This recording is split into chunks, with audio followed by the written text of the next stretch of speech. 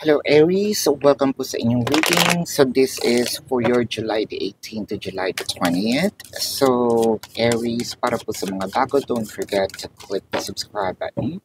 Smash the like button, comment below kung kayo po ay nakaka-resonate and hit the Z notification bell.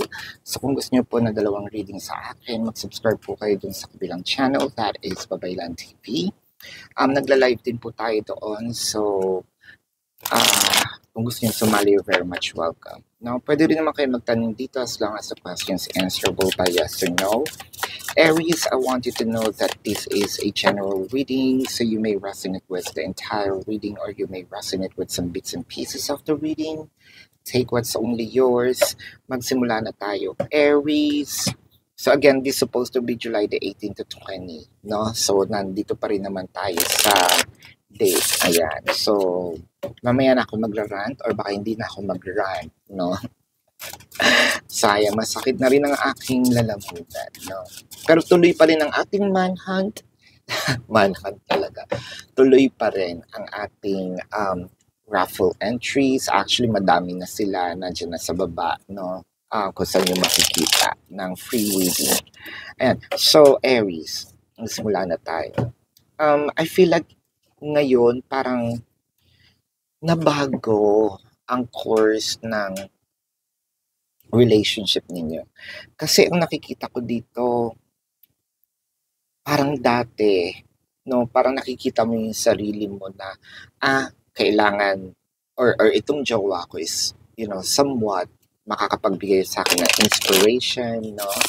Kahit hindi na tulong. Yung iba, sige sabihin natin, makakatulong when it comes to either financially, no, growth, yung ganyan.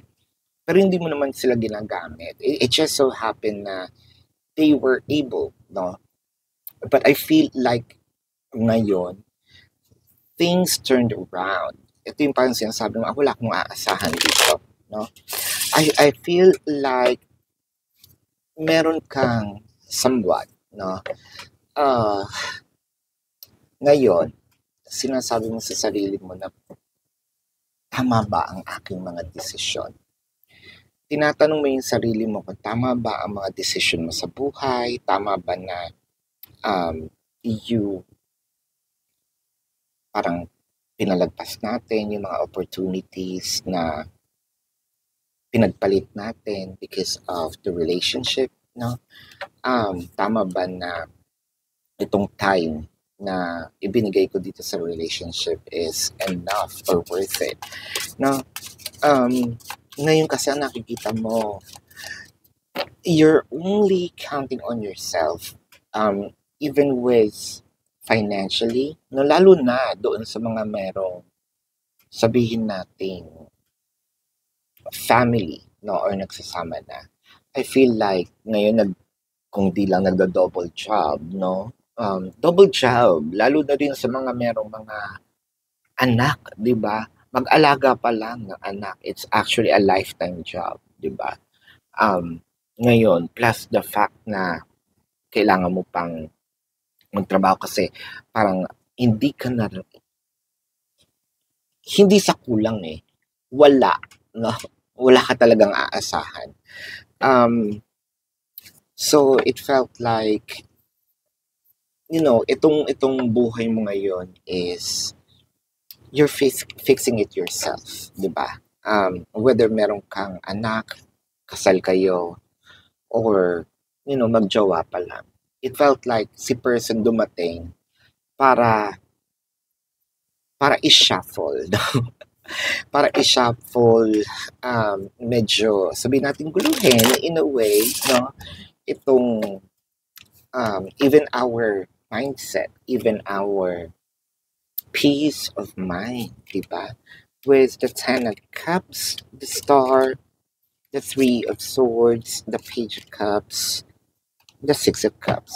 For a few numbers of you, there's actually separations in here. Ang separation dito is sabihin natin yung physical and or emotional or combination. No, for a few numbers of you, siguro nangaliwa ng ibang bahay, no? Yun yung pinaka-worst. Kasi nakikita ko dito, this person is far from you, no? I believe that this person somewhat, for a few numbers of your, for a small percentage, sabihin natin, ayan, dito natin ilagay, masyadong tutok naman yung, ano to, itong candlelight, no? Warmer.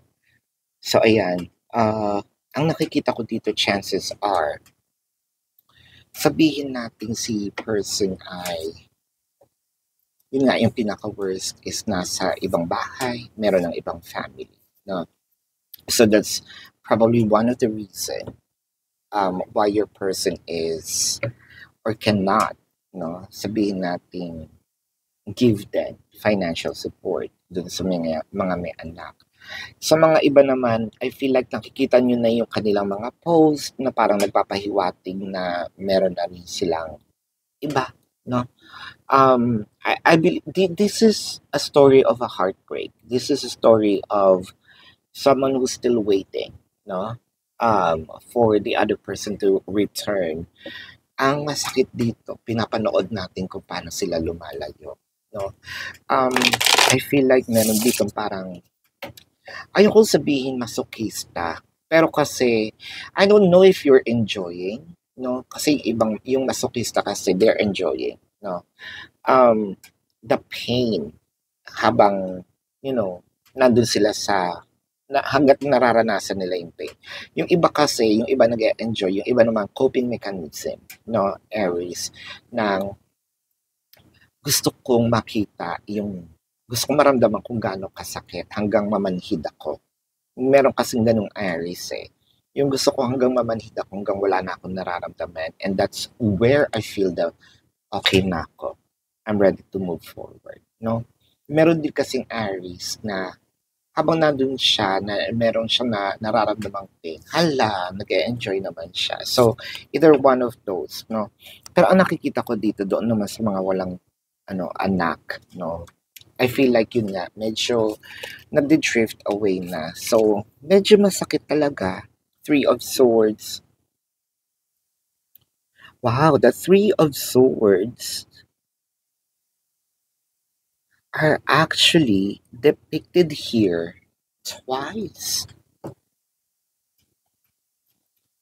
3 of Swords and 3 of Swords. So, nagkasakitan kayong dalawa. You know what? First time I actually encountered 3 of Swords in one. Yeah, 3 of Swords, 3 of Swords. So, tinitignan ka rin niya. Hindi rin siya, nasasaktan din siya, sabi niya. But with the Moon card, it felt like parehas kayo nagkasakitan. So, parehas din kayong nag-aabangan. Sino magmamove sa inyo? Sino magmamove forward? The High Priestess, the 4 of Swords, and the 9 of Swords.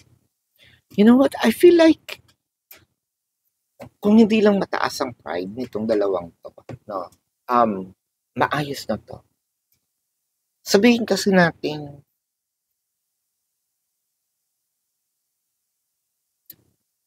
ipinapahinga lang eh, no? Pero stress na rin sila kung nasaan sila ngayon.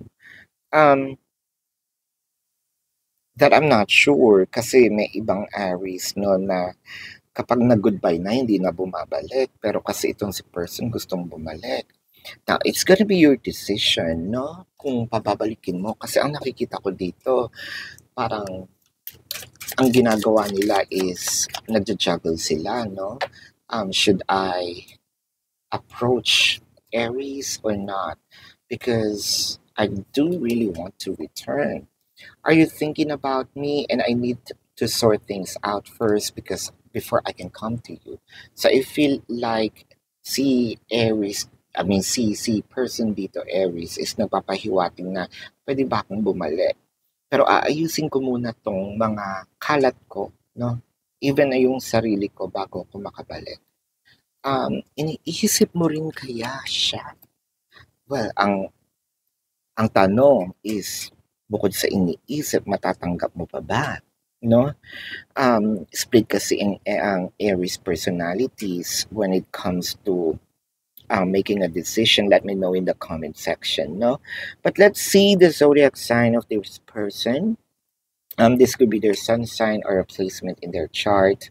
So I'm seeing Sagittarius, uh, Pisces.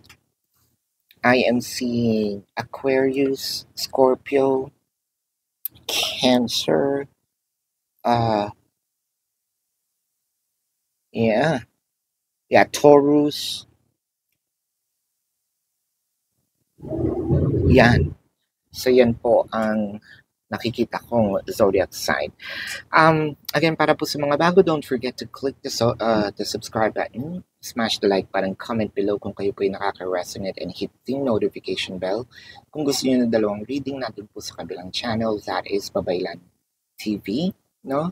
Pwede din po kayong magtanong as long as the question is answerable by yes or no. Kung di po kayo masasatisfy, nandun din po yun sa description box, no? Yung ating question form, how much per question, ayan.